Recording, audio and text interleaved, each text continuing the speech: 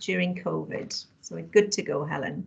Yeah, so hopefully I'm just launching and you can see. Can everybody see that okay? Can I get a thumbs up? Oh, lovely. Okay. So yeah, I'm just going to talk to you about what we've done at Leeds Beckett University in what was Libraries and Learning Innovation, and I'll cover that during the last, 18 months really, to try to keep staff connected. So pre-pandemic, like most people, we all worked on campus, very, very few people working from home, and we had about 100 staff who were spread across 2 libraries. Sorry, I'm just going to check because I'm just struggling to see this on my very small screen, so I'm just going to run it up here as well on my bigger screen. So I'll try and jiggle both. We have a communications team, and myself and Lou, who's on the call, our responsibilities for what we called internal staff comms. So we have a weekly bulletin. Had that an awfully long time, and that's very much the, if you want to know what's going on in the service, you read the bulletin on a Wednesday. But a couple of years ago, we did a fair bit of work around internal communications, and we launched an intranet called My LLI, so My Libraries and Learning Innovation, using the LibGuides platform. And that was to allow us to, add more richness to some of those things that went into our bulletin, and things that I sort of call hatches, matches and dispatches stories. And we also set up a group of communications reps as well to share what was going on in the teams. So all that was very timely, because of course, come the 23rd of March last year, we, like everybody else, were sent home. The library closed, doing the best we could. That's Lou set up on an ironing board and an iPad in her lounge. And we were asked to work on, and this was the phrase, something that will keep us connected for what we thought was the next 12 weeks. So, fast forward literally a week, really, just over a week, and we launched what we called LLI Connects. So we decided to make it an extension of those My LLI pages, and we launched it in the bulletin. And the initial idea really was around tips for working from home, trying to encourage people to send in photos of what their new office looked like, what their view from the window was, and things like that. That bulletin actually got our highest ever open rate. We never get 100%. We would never expect 100, but it just showed the need there for staff to be able to connect, and we immediately got some good feedback. So during the next few months, we tried lots of different things to keep us connected. So some of those were just within the sort of function of the website. Others were using Teams. We tried puzzles. We had quizzes, photo competitions, boardless board games, which were really interesting if you've never tried those. And we also did a conference as well. We'd always had an annual conference. So again, we brought that online, and have to say, a bit of a steep learning curve, as those of you who have run online conferences know. So then going forward into the sort of September and December, bit of more of a challenge then, because of course our staff went back onto campus, so we reopened our libraries effectively in the September. So whereas all staff had been working from home, we now had some staff on campus and some staff but still at home, the majority at home. It was just a very small team on campus. So we encouraged those on-campus staff to start to send their photos through as well. And we also sort of extended some of that Connects work much more into the well-being. We had touched on it a little bit, but I think we were really conscious then that we were going into the winter months. We hadn't all gone back. That 12 weeks was long gone, really. And it was clear that we were not all going to be going back to work, and things would be back to what was normal by the September. So we had more challenges then in terms of what we did. We started some charity coffee events for things like Children in Need. We did quite a lot around Christmas. And we also did some more formal stuff. So university, higher education briefings by our director. But part of our role as the communications team and with the communications reps as well was to try and support what might be going on locally. So it wasn't all centralised. People were doing virtual offices. There were some just local team activities. And sometimes, you know, our role was just to help them facilitate those or literally just advertise them. So then coming forward into 2021, so we're still sort of in the same thing. We've still got a small on-campus team. Majority of staff are still working from home. So it was a case of, you know, what do we keep going? So we tried to introduce some new things. We have some mental health champions, and they actually set up some what they called common thread events, which were crafting online get-togethers. We tried show and tells. This is a picture of Bert, who is a pets therapy dog. These have gone down really well, actually, the show and tells. It's just a chance for staff to talk about their sort of hobbies, outside work interests. We have a boot club with people walking on a lunchtime, sharing via WhatsApp. And then as of the 1st of August, we were merging with our colleagues in student services. So then there was another layer of challenge, which was to work with them. So we had come along and meet each other cuppers. And we again ran another conference, much bigger conference this time. And we've continued over the summer with some service briefings. So did it work? Well, yeah, hopefully. We had quite a lot of views of the pages. We raised money for charity. What we created as well, which we didn't set out to do, but was quite an interesting outcome of it, was actually a digital archive of the service through all of those pictures. Particularly have a fantastic photo gallery of what staff were doing at home, what they were doing on campus, what the service looked like. And we've had some really good feedback as well from staff. So you've got some quotes on screen there, particularly where we've had new staff join us during the year who have, this is their only way of getting to know one another. But I guess the key measure there is the University Pulse survey. So this was done at university level, obviously, and there were some questions in there around, how do you feel about being connected to your team and to your service and being kept informed? And we were 10 to 13% higher than the university average. So I felt that really was, did help to show that the work we'd all been doing, and particularly have to give credit to Lou, who is on the call. She did so much of the background and admin work for it. But yeah, lots of challenges. We learned early on, we knew that, but we definitely learned that you can't please everyone. What works for some people just doesn't work for everyone, for others. We were prepared to give things a go. People might make suggestions for things and we'd say, yeah, let's see if that works, run with it, might not, we'll try it for a couple of times. And obviously there was a huge learning curve in terms of MS Teams. Because we didn't use it at all really as a service before the pandemic. It does rely a lot on usual suspects. We have tried to encourage staff to get involved, but it is true that you tend to use the people and their interests, and then try to just so the minute that anybody says, oh, I really enjoyed that show and tell, we'll immediately go, oh, is there something you would like to to contribute to?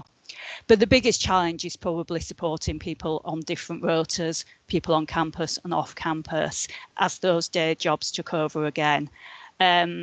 Some staff felt that it wasn't necessarily for them to attend these sorts of things. They felt they were maybe a little bit too informal, a little bit frivolous. But our director especially has attended as many as she can to try and give that lead that this is what you're allowed to use your work time for. And it's certainly, the message that we've got managers to give out. Sorry, I've just realised I've just clicked that on the other screen and not yours. But anyway, hopefully that's the slide there. And then going forward, what we're now doing, of course, is we have done that merger. So from the 1st of August, we're library and student services. So there's now over 200 staff in the wider service. And we've been given that objective now, to connect us with one another.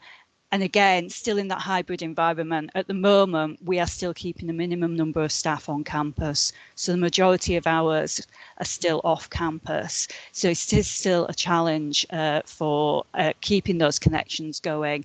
And as we get busier and more of our students come on back onto campus, it will be interesting to see how many things we can keep going, and then what we do when we eventually come back on, to keep those connections and hopefully keep us feeling, as we say there, one service.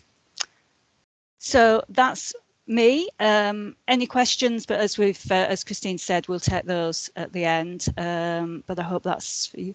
Thank you, Samantha. And I have to give a shout out to Samantha as well, actually, because she did a fantastic show and tell last week on her family background as showmen, which was absolutely fantastic. We really enjoyed that. And we would just, I think the key point is, if we hadn't have had the pandemic, we would have never have done any of these things. This is one of those things that, you know, positive. We would have never been forced into thinking of this type of thing. So staff would have never been given some of the opportunities that they've had. Okay, thank you. Thank you very much, and thank you for sticking to time. As I say, we'll take some questions at the end. I'm intrigued with many things that you've talked about, so I've got a few questions of my own. That's fine. That'll come up soon. Okay, thanks again. So next we're going to welcome Thomas Peach and Holly Tuke from York St John, and they're going to talk about screen reader accessible reference guidance, working with disabled people to rethink how we do it. And just a reminder that they've pre-recorded a session with their own captions, so if you've got live captions on just now, you can turn them off. Okay, welcome Thomas and Holly, and if you're ready to share your screen, that would be great.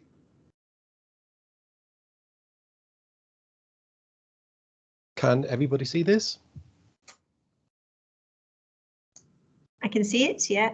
Wonderful. Are you okay for me to start playing it, Tom and Holly? Yeah, that's fine. Thank you. Yeah, that's fine. Thank you very much.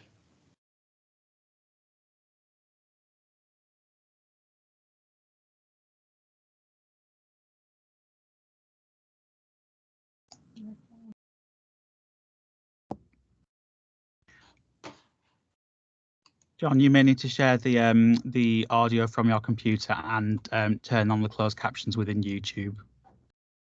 Ah, right, okay.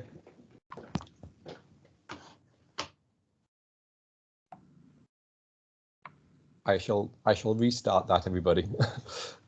Thanks, John. My apologies.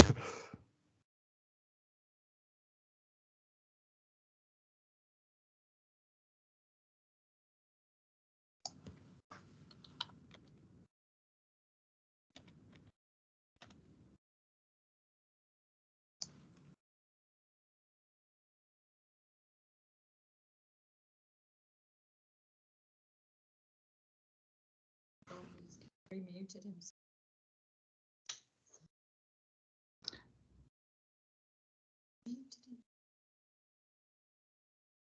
John, we're not getting any of the sound through your system. Is your team set to configure to play the sound through your system? He's remuted. Oh.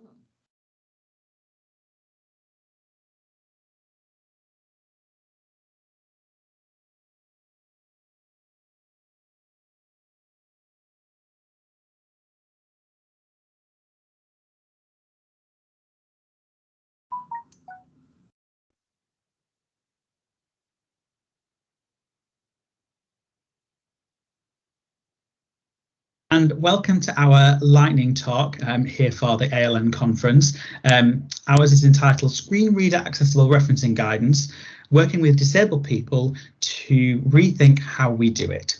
My name is Tom Peach. I'm the Academic Services Manager at York St John, and I'm joined by Holly Tuke. Do you want to introduce yourself, Holly? Hi, my name's Holly Tuke and I am an Assistive Technology Advisor at York St John. Today we are thinking about disability, accessibility and referencing guidance. So for today, we are firstly thinking about the why, so the lived experience of referencing. Why do we need accessible referencing guidance? Next, we'll be looking at screen readers and how they work. Next after that, we'll be looking at the solutions that we came up with. So how did we rethink visual guidance? And finally, we'll be looking at next steps. So we'll be sharing what's next in terms of accessible referencing materials. So for transparency and accountability, it's really important for us to be open about our lived experience approaching this topic. So I am registered blind and I'm also a screen reader user. And I'm a sighted person. So firstly, the why. So it's really important to start off by saying that the work that we've done here and that we are doing doesn't replace any of the necessary work to rethink referencing as a currently ableist practice. And it doesn't undo any of the work that is needed to remake ableist academic structures of knowledge at all. This sits alongside that as part of the journey to making that happen. Adding to that, it's really important to share lived experiences of making referencing accessible or the lack of accessibility within referencing.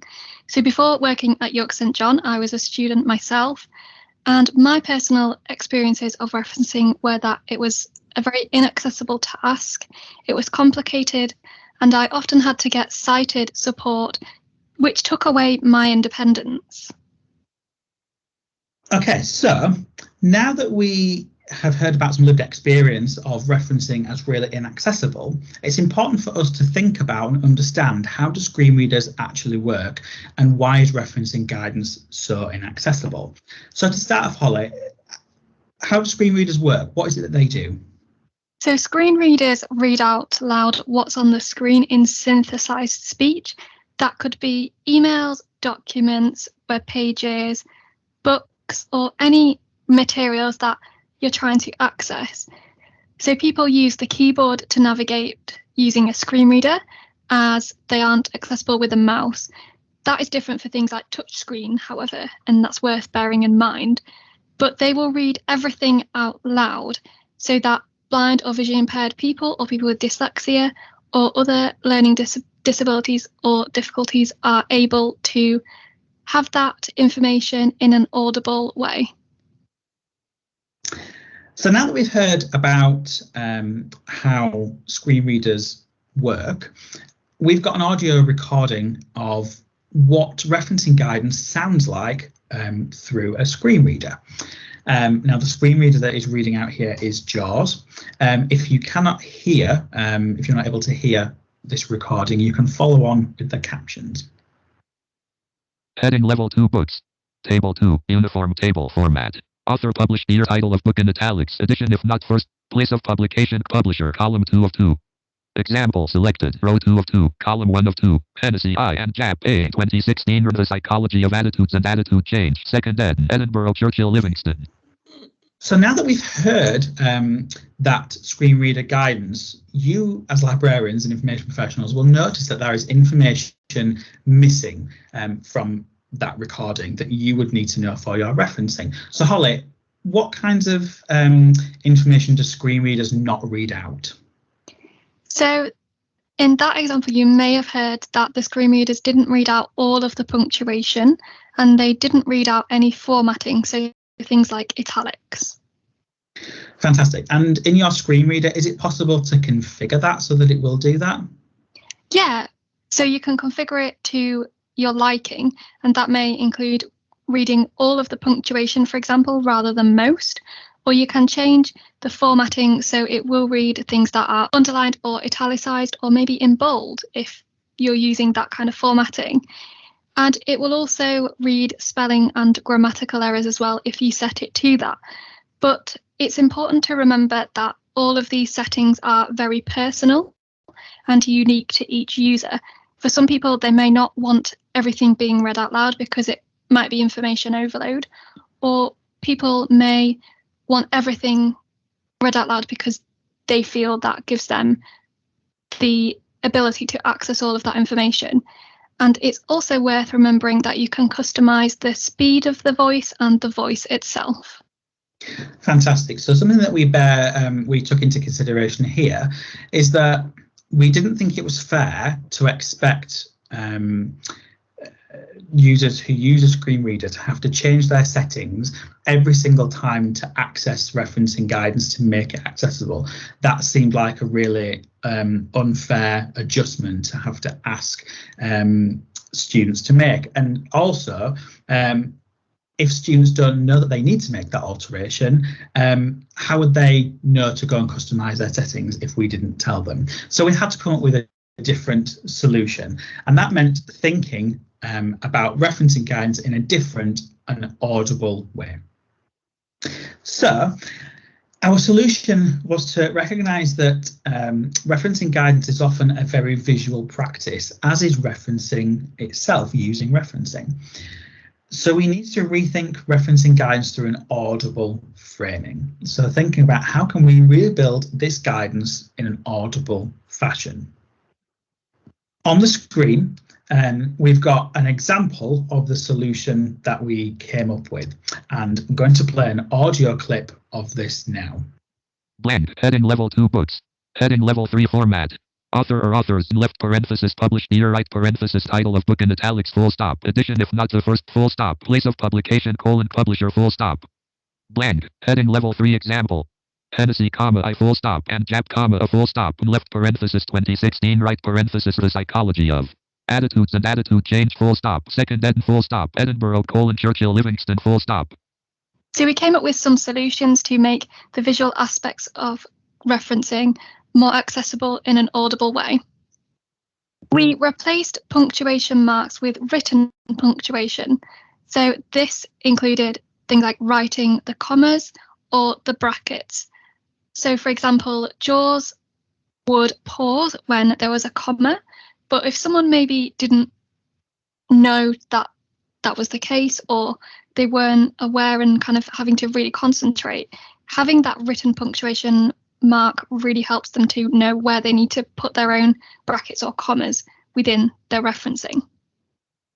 We also audibly described all formatting. So as you could hear or see in that example, it pronounced things like italics, and so that meant that screen reader users will know which parts of the reference need to go in italics, for example. Okay, so our testing and next steps.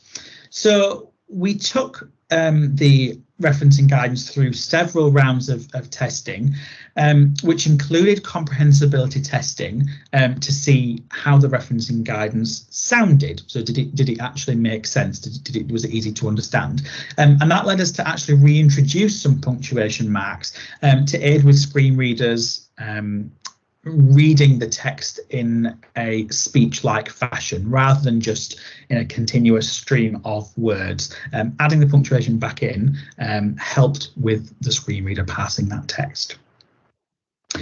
We took the guidance to a visually impaired student user group, and that was received really, really positive. We had some really great feedback from that. We will also be taking it to more user-focused groups in 2021 and 2022. It's really important to make this a continuous process because everyone has different experiences when it comes to screen readers. So each screen reader user's experiences are not the same. We all have our own preferences when it comes to accessibility. We also think that ongoing testing is needed as screen reader behaviours change when updates come in the future and advances in technology progress. And it's also really important to note that from our context, the work that we've done is on our own internal quick start referencing guidance for all the referencing styles that we have. Most of our more extensive guidance is provided by Cite Them Right Online, and obviously this work doesn't do anything to improve the accessibility of those third-party provided referencing guidance. Thanks for listening.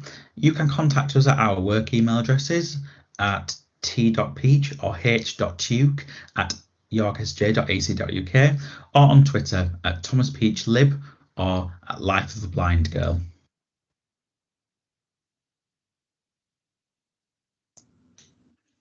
Thanks, Thomas and Holly. That was really interesting and fascinating to get the insight of you yourself, Holly, especially in terms of referencing and accessibility. Things that we might not have thought were an issue and some issues around that I can think of around the accessibility legislation, and perhaps there might be some questions about that later on to you, particularly Holly, around how far you think that goes. And you did mention cite them right, which isn't the easiest thing to use, and certainly not for anyone who has a sight disability. So it'd be interesting to see if things change in terms of that accessibility legislation. But I'm sure there'll be questions to come. Thank you very, very much. That was a really fascinating presentation and really interesting to hear about your experiences. So we're going to move on now to our last, but by no means least, lightning talk presenter, who is Sheila Murphy from Edge Hill University, with the fascinating title of The First Rule of Book Club. If it's anything like Fight Club, we're in for a rocky ride. You okay to share your screen, Sheila? I certainly am, thanks. Okay.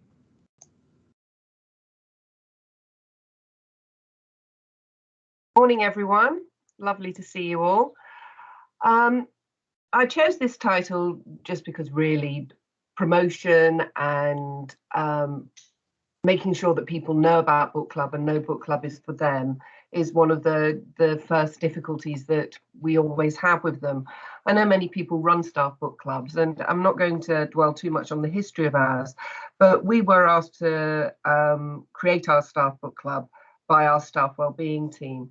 This was invaluable to us as a start because it meant that we had institutional support for it from HR right from the beginning. HR had asked us to do it, they helped us promote it, it went in the full staff newsletter, and it enabled us to be much more inclusive. Research by the Reading Agency found that book club members receive support and friendship from their book groups, and 95% of them said being a member made them feel happy. And bringing colleagues together outside of their day-to-day duties is a great way to get to know each other and create stronger collegiate bonds. And our aim has always been simple, promoting reading, but it has allowed us to participate in and encourage in a variety of university initiatives. And because we were always joined with the staff wellbeing team, we were always very aware and conscious of the things that they were doing as well. I'm just going to share my screen now, so you've got some pictures to look at.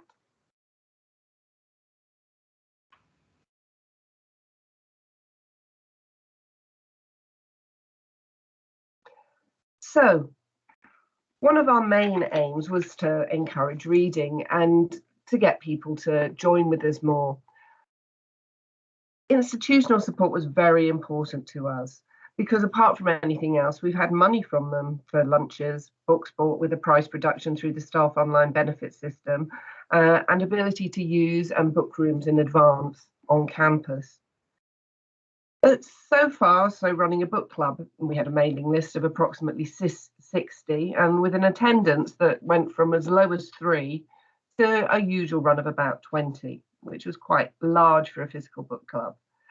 We were meeting 6 weekly with the books decided 3 months in advance, and no obligation in having to read the book to attend, and no obligation to attend every book club. This was quite a firm rule of mine because I've always been a bit of a... Sorry, Sheila, can I just interrupt? We can't see your slides. Right. I am sharing. I thought I was sharing. Hang on. Let me just go back to Teams.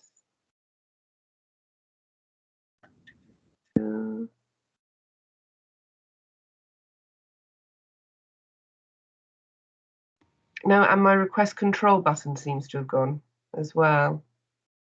I wonder if John, can you do it from your end? Yep, that's not a problem. And if you can, John, if you could just pop it onto the third slide, that'd be great. Absolutely, Sheila, not a problem. Thanks.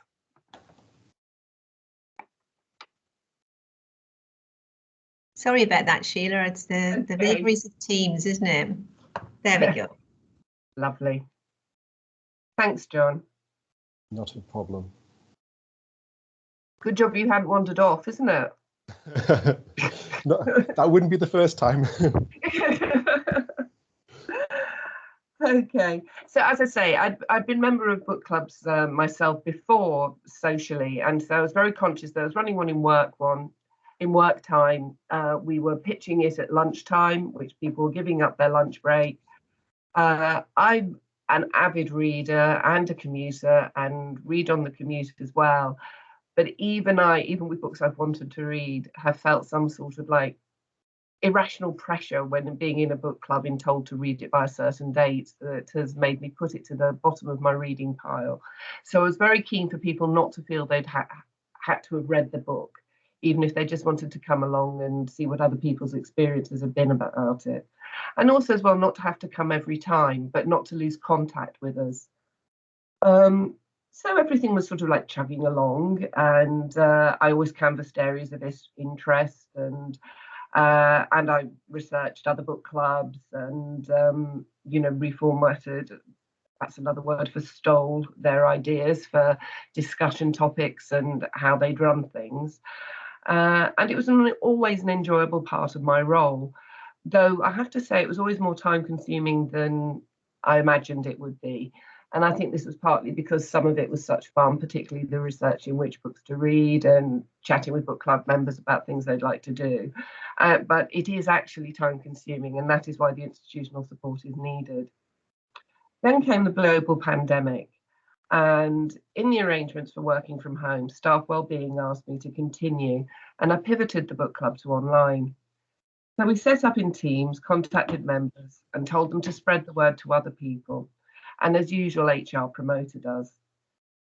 And for reasons best known to myself, and I think because I heard somebody else was doing it, the first book we decided to read was to do Camus the Plague. As well as being topical, it was freely available online and also as an audiobook. And this was something that we took into account for every single book that we did online, that we wanted it freely available online to people either via our library, of which they all have access to as staff employees, or freely available on the internet. And this is when I noticed a shift. Attendance shot up. And if people couldn't attend, they started sharing more in teams via messaging.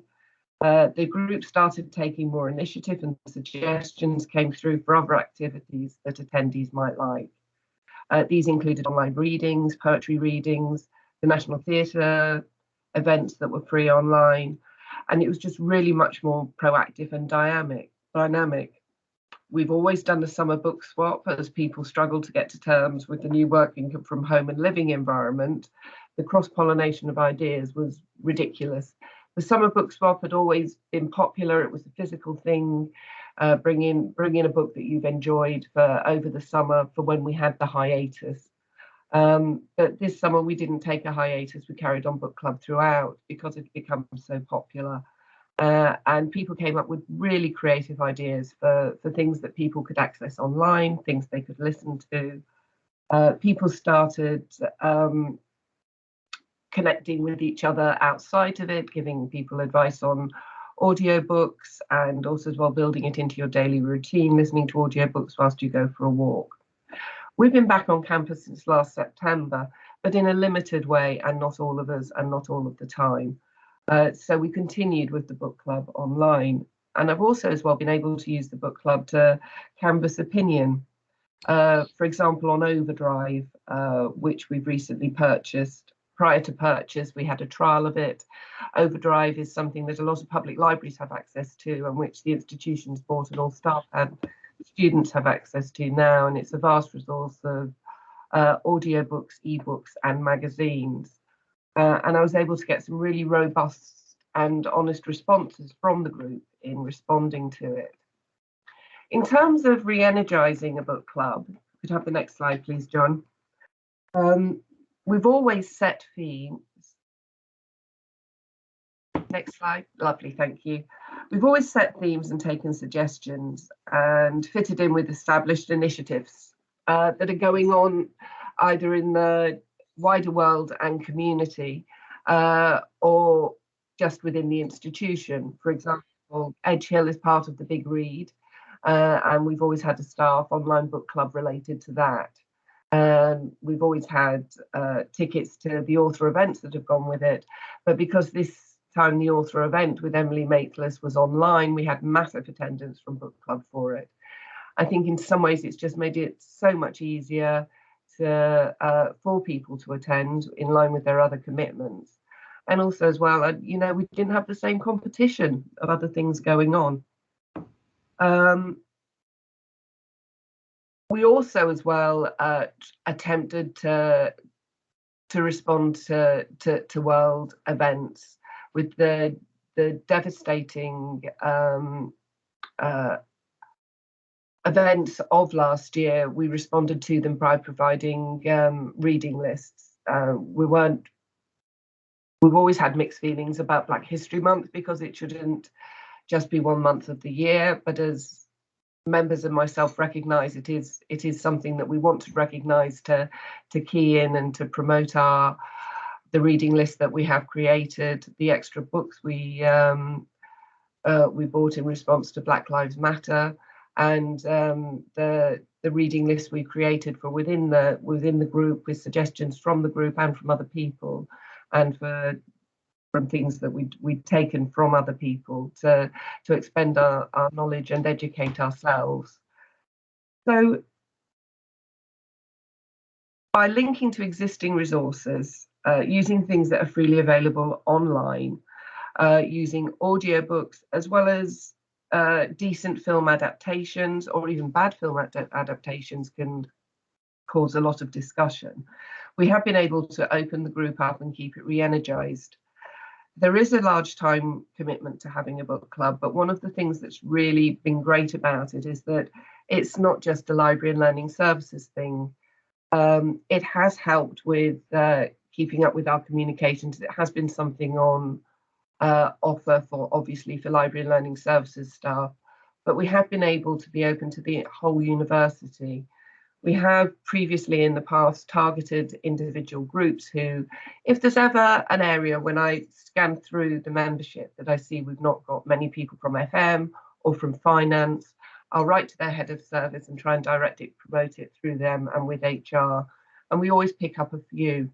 And as long as people remain on the mailing list, they can dip in and out and come along at any time they feel comfortable with.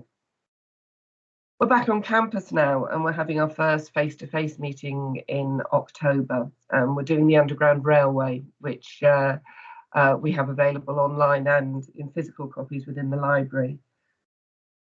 I'm hoping to keep the imaginative and more attendee-led process. I'm prepared that it may just have been a pandemic thing, or our flowering of popularity, but I really would like to hold on to the good lessons learned from it. And also as well to maintain some contact with the people who joined us in those difficult times, even if there are more competing things, or they don't even work on the days that the book club happens. We try to change the day to accommodate shift patterns. But mainly, I'm hoping to also as well run it as a synchronistically, but to have it open in teams with it on a large screen at the same time. So if people want to dip in and join us and say hi to the people they've met along the way, they can. But I would urge you to start a book club, get institutional support, and target particular groups and services who mainly because of shift patterns sometimes don't join in some of the university led initiatives. We've really enjoyed it, and long live book club. Thank you very much. Thank you, Helen. That was great to hear about what's happening at Edge Hill in terms of reading initiatives. I'm sure it'll chime with many of the delegates. I know myself at Sunderland and our colleagues have been running a sort of staff, not quite as organised as yours, and but a much more casual sort of book swap club, and it's drawn out some fascinating insights into what one another are reading, and what you might normally read and what you might not normally read, but actually giving it a go and seeing for yourself and coming out of your comfort zone a little bit. But great to see what's happening in terms of well-being. And I think that's a theme that seems to be running throughout lots of the sessions that I've attended today, that well-being has been so important, and a focus on well-being has been so important this last while, this last 18 months. So thank you for that. We're open now for questions. So if anyone has any questions, could you raise your hand, and we'll take them in order as you ask them. There's some great comments in the chat, no specific questions, but some really great comments about all of the sessions that have happened today. So if anyone has any questions, please feel free to raise your hand now, and I'll invite you in.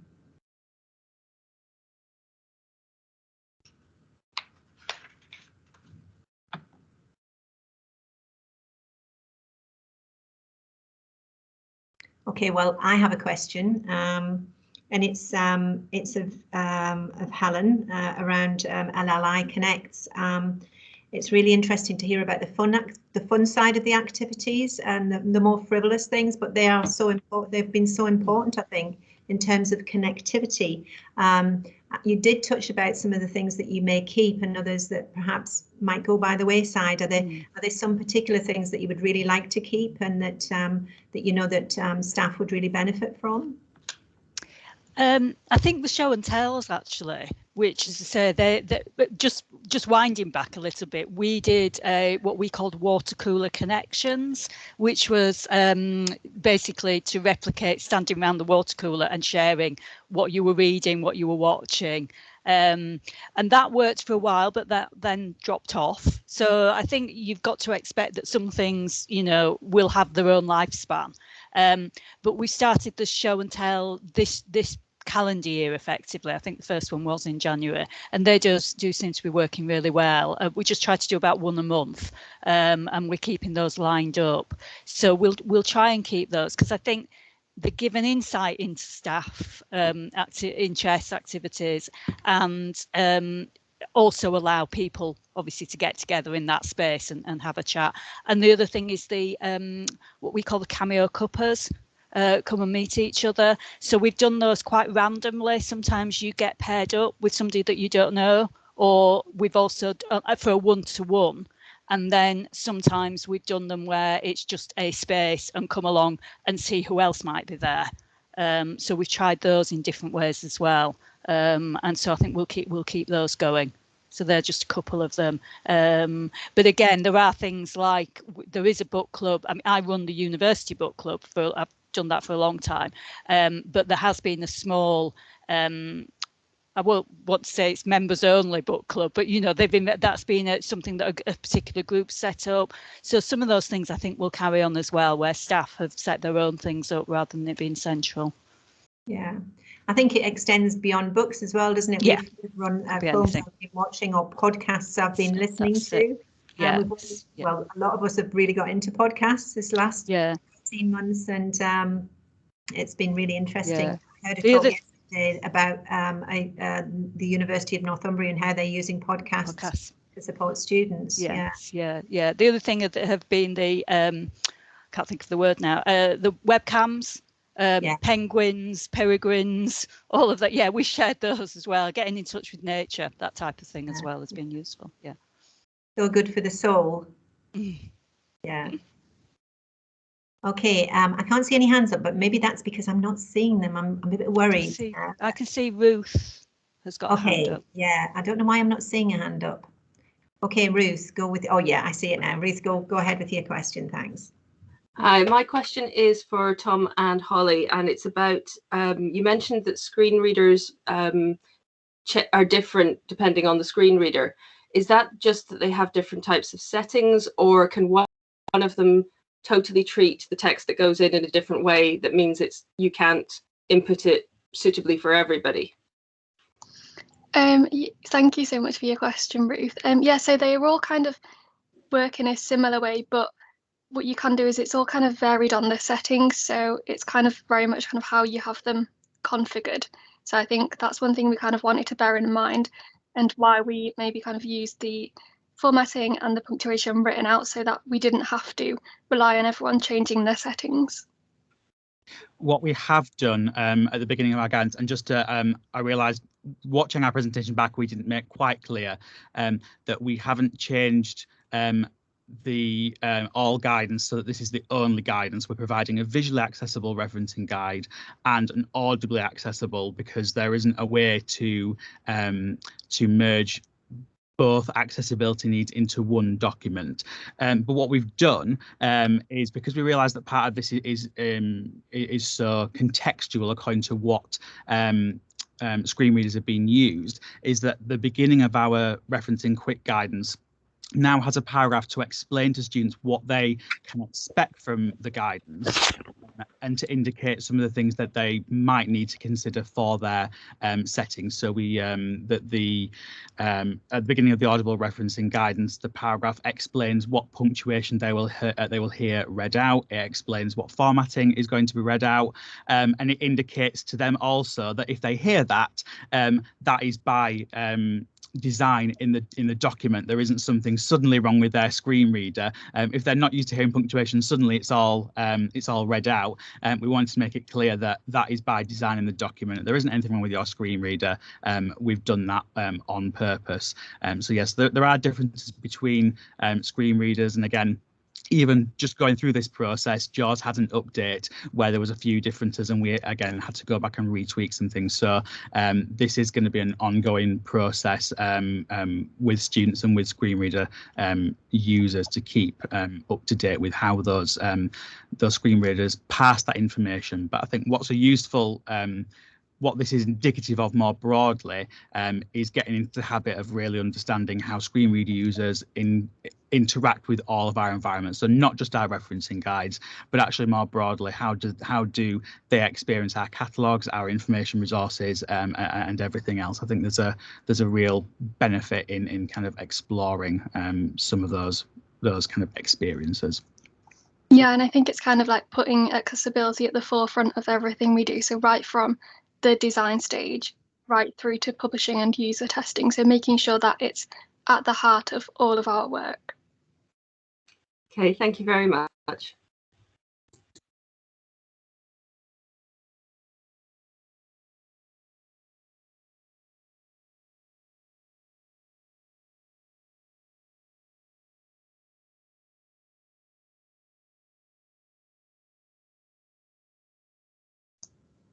Sorry, rookie mistake. I forgot to unmute.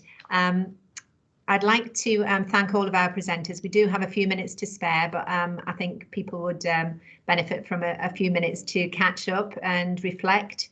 And I guess if you have any further questions, then they can come at a later time, or you can contact Sheila, Helen, Holly, and Thomas separately from within this conference, if that's okay. I know that I'm sure that our disability support services that work within the library would have some useful conversations with Thomas and Holly later along the line, as we're grappling with accessibility and how we enable that, as you say, Holly, make it intrinsic to what we do and not just an added extra, but which is, you know, kind of what the accessibility legislation is aiming to do, but with some caveats, I suppose, that for people who are in that lived experience, that change needs to happen much more quickly, I think, and it does need to be embedded, very much so. But great to hear your lived experience, Holly. It's always better to hear it from someone who, you know, experiences it personally when we're designing support for students. So again, again, thank you very much for all of our speakers for taking the time and the brave step to do it via Teams, which is not without its issues, but I think it's gone really well, and I'm sure everybody's really enjoyed it. Thank you very, very much again. Thank you, John, for the technical help, always appreciated, and hopefully we'll see you at the next some other sessions. So coming up next at 11:30, so you've got a brief respite for a cup of tea. Silver Sponsors presentation, Henry Stewart Talks, and Brown Books for students, as well as Gale and Cortex. If you look in the channels, you'll be able to see, or look at the look at the timetable and click on the links if you wish to go to any of the sponsors. And then it's time for another little break and a great time to visit the channel of Cake and Chat. If only we could eat those cakes that we see in those pictures. Okay, lovely to have you all here, and thank you very much for attending. Hopefully see you soon. Thank you. Bye-bye. Thanks. Bye-bye. Bye-bye.